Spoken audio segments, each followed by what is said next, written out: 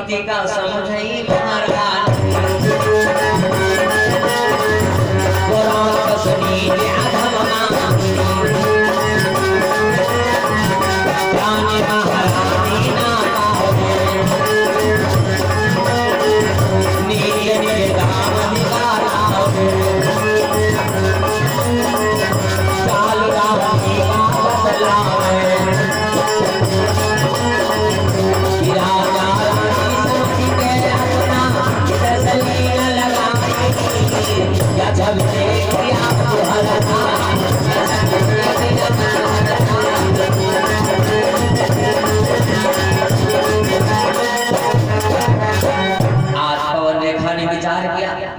ये मेरा पति है। अरे अहिल्या वाली कथा मेरे भाई, देवराज इंद्र ने अहिल्या को छला। क्या बेचारी अहिल्या जानती थी ये मेरा पति नहीं है? क्या वो जानती थी गौतम ऋषि नहीं है? वो तो समझती थी मेरे पति गौतम ऋषि महाराज है। लेकिन गौतम ऋषि महाराज का वेश बना करके ये देवराज इंद्र ने अहिल्या का छला नहीं चला। कोई कथा में आ जाए मेरे भाई।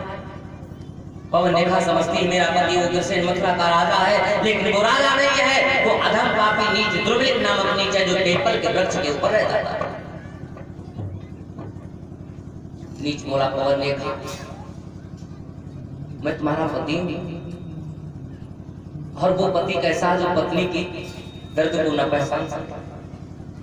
आपके प्राण संकट में थे, मैं तत्काल चला आया। पवन ने खाली पड़ गए, स्वामी मुझे तो बड़ा डर लग रहा था। नीच बोला पवन ने खा, और तुम्हें जंगल की तरफ ले चले। जंगल की तरफ लेकर के गया। नीच बोला पवन ने खा, आज मैं तेरे से भोग करने का मन कर रहा है जंगल। मैं सारी बातें खुल के नहीं कह सकता भाई। पवन ने खा बोली, स्वामी एक नर और नारी का मिलन दिन का नहीं, एक पति और पत्नी का मिलन रात का है। जो दिन में ऐसे कर्म कार्य करता है वो पापा भोगी और नरक का दरवाजा पकड़ता है। आहा, पवन देखा से नीच बोला वेशधारी की पवन देखा कि तू पति की बात टालती है, कैसे देवी तू शक्ति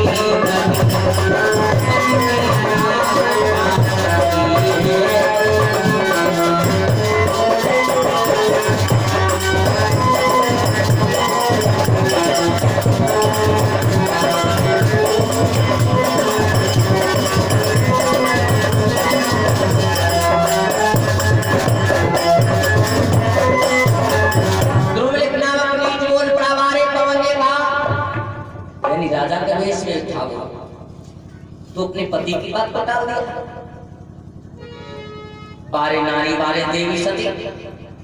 पवन देखा बोली, स्वामी अगर ऐसी जुबान तुमने अब की बार कहा, आहा तो मेरा फांसी लगा करके मर जाना बढ़िया। ये शरीर आपका है, ये तन आपका है। अगर आपको इसके पाप के भोगी बनना है तो ये शरीर आपका है और आप पर अर्पण। एक पत्नी का शरीर, एक भाई, एक पत्नी पति के आगे क्या कर सकती है? आप जो इच्छा वो कर सकते हो। वो द्रुपद नामक एक उग्रसेन का भेषधारी पवन देखा को पकड़ करके जंगल में ले गया।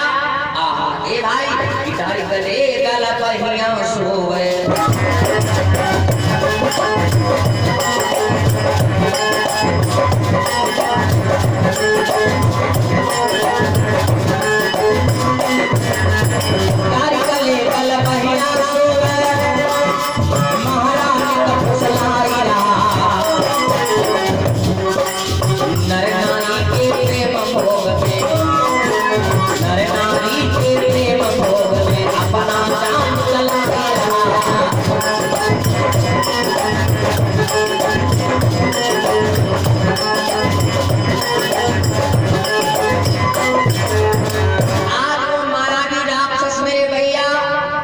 उग्रसेन के भेष में अपनी माया को फैला, अपने जाल को फैला दिया।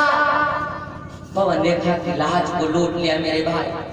और जैसे वो द्रुपद नामक नीच उड़ करके खड़ा हुआ, हंसने लगा रे पवन देखा। तू जानना चाहती मैं कौन हूँ? अरे तू जानना चाहती मैं कौन हूँ?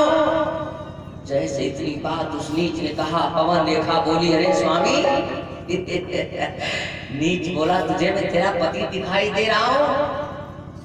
जैसे इतना सुना मेरे भैया पवन रेखा ने, जैसे सरप कालिया दसगा कि रोवन लागे पवन रेखा सब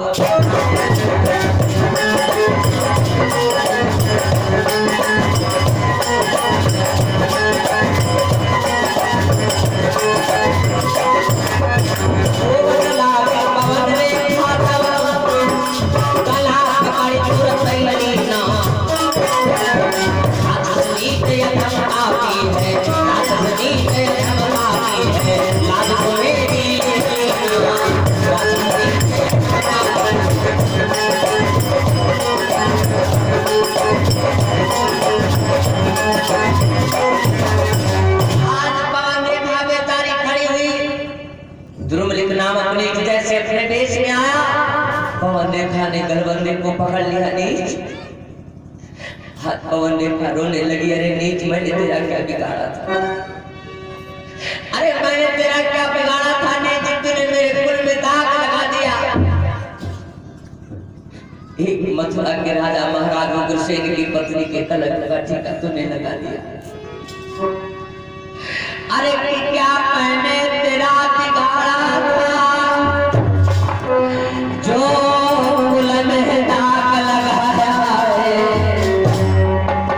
महारानी रोकर तब बोली, अरे तूने मुझे बिगाड़ा।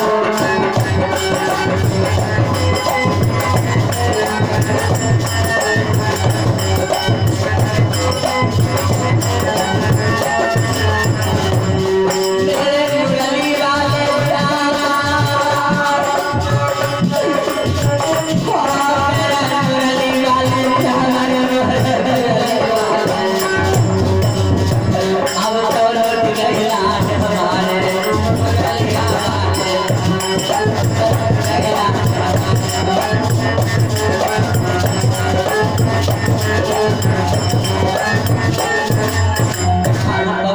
रोने लगी, तूने मेरे कलंक का टीका लगा दिया, मैंने तेरा क्या बिगाड़ा था। मेरी गोदी में एक बिल्ला नहीं है, मेरी गोदी में एक बिल्ला नहीं, तूने मुझे बर्बाद करके छोड़ दिया।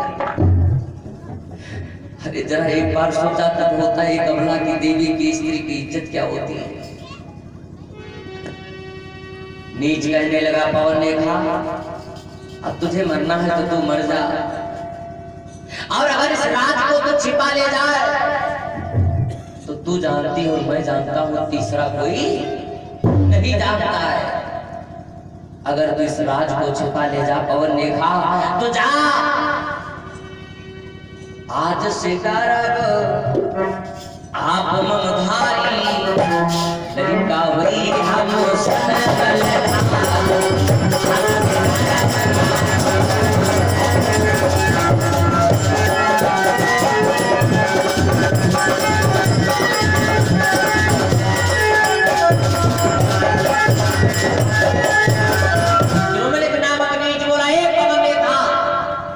अगर इस रात को तो छिपा ले जाएगी, किसी से नहीं बताएगी, तो आज के बाद तेरे बाद 9 महीने के बाद तेरे गोदी में लल्ला आएगा, और वो ऐसा वैसा बालक नहीं होगा, वो ऐसा वैसा बालक नहीं होगा, मेरे जैसे बलवान, मेरा जैसे बलवान और मेरे जैसा छलिया, मेरे जैसा एकदम नियत रखने वाला बालक तेरे तरफ से हो जाएगा।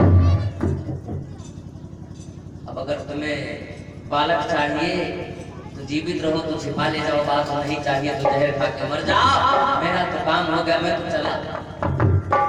वो द्रुमलिक नामक नीच वहां से चला गया। पवन रेखा आगे बढ़ी, सखियों को आवाज लगाई, अरे सखियों, तब तक के सखियों ने देखा, बोला ए वो महारानी जा रही है।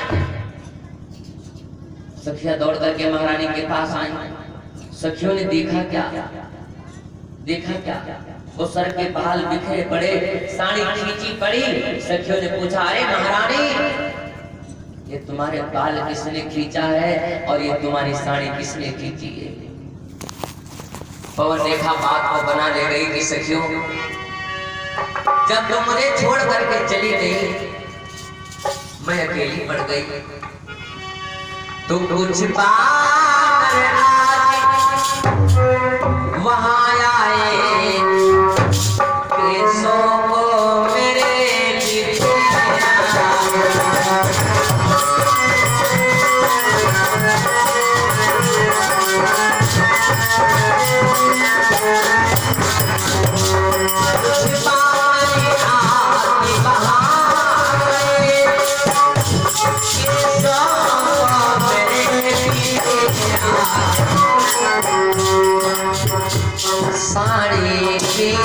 चुनी मेरी साड़ी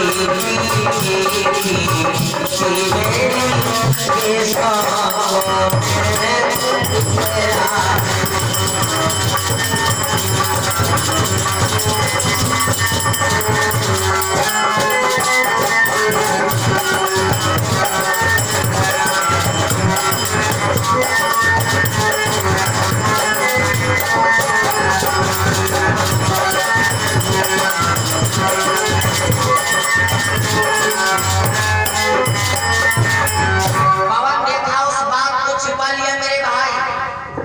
पवन रेखा ने कहा, रे बहना, जब तुम मुझे छोड़ करके चली गई तो कुछ पाना वहां है, मेरे केसों को बिखेर दिया, मेरे साड़ी को खींच लिया। सखियां बोली, महारानी काटिन तो नहीं है तो? पवन रेखा बोली, खैर किसी पाना हमने काटा नहीं, चलो कोई बात नहीं, काटिस न हो सारा काम हो जाएगा। केसों को संवारा, साड़ी को संवारा, महारानी को घर लेकर के आई। आज महारानी का गर्व बढ़ गया मेरे भाई। पवन रेखा का गर्भ जान कर पाई, 3 मास जब गर्भ भी आए, महारानी जान कर पाई।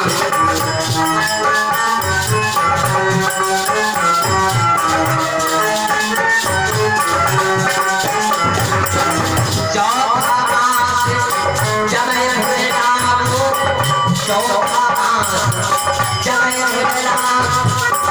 महारानी का गर्भ भी आओ, महारानी का गर्भ भी आओ, महारानी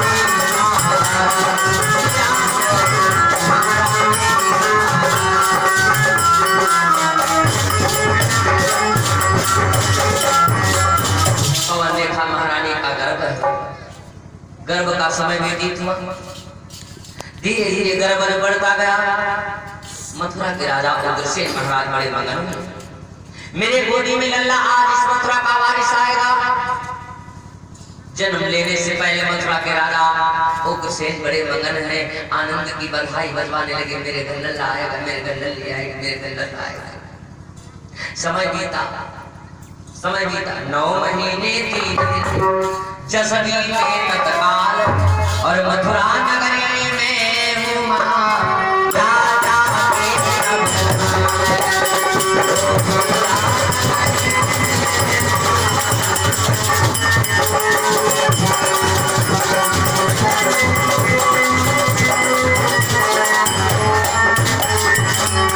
आज 9 महीने 3 दिन के ऊपर मथुरा नगरी में एक दिन का समय आया।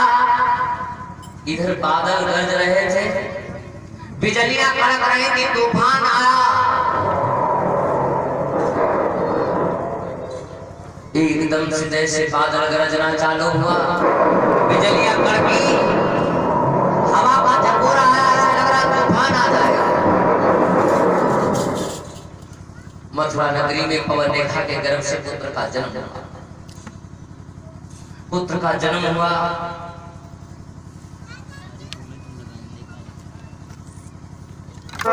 इधर पुत्र का जन्म जैसे मथुरा नगरी में मेरे भाई हुआ, आहा आनंद आ गया, आनंद आ गई रे मोरी नगरी, आज आनंद आ गई।